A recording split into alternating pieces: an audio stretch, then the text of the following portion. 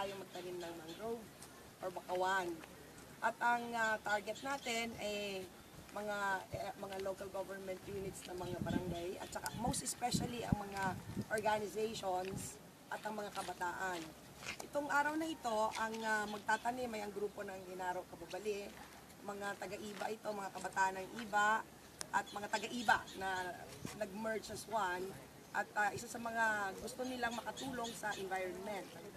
Gusto natin na magtanim ng maraming bakawan sa lalawigan ng Zambales sapagkat hindi lamang ito makakatulong sa environment, kundi makakatulong din ito sa mga paglago ng mga pangisdaan dito sa ating lalawigan. This is part of a livelihood project ng platform of government. Yes.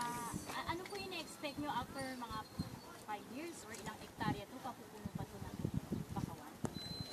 Sa totoo lang, ang coastal area ng Zambales is about 200 kilometers. At marami pa kaming mga internal areas. Katulad nito, ilog ito pero palabas ito ng dagat. So marami tayong pwedeng pagtaniman yan. At gusto natin, as much as possible, the whole coastal areas of Zambales ay mataniman ng bakawan.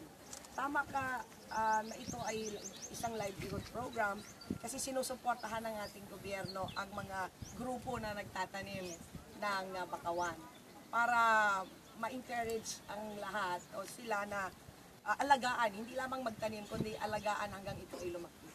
Nagpuproduce ang bakawan ng mga fish and yung alimasag.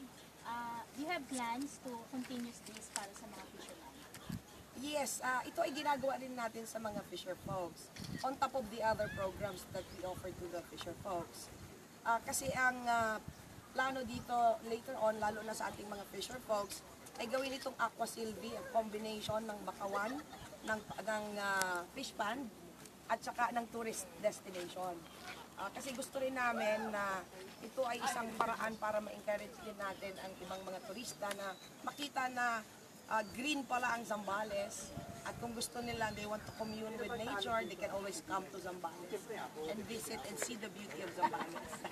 Ma'am, may plano ka ba to tie up with Coast Guard yung clean up ng water natin para ma-maintain natin yung cleanliness ng bata? Ang clean up, ginagawa naman natin yan every now and then. Hindi lamang with BIFAR, kundi pati ang mga dole natin, yung mga tupad projects sa paglilinis ng coastals.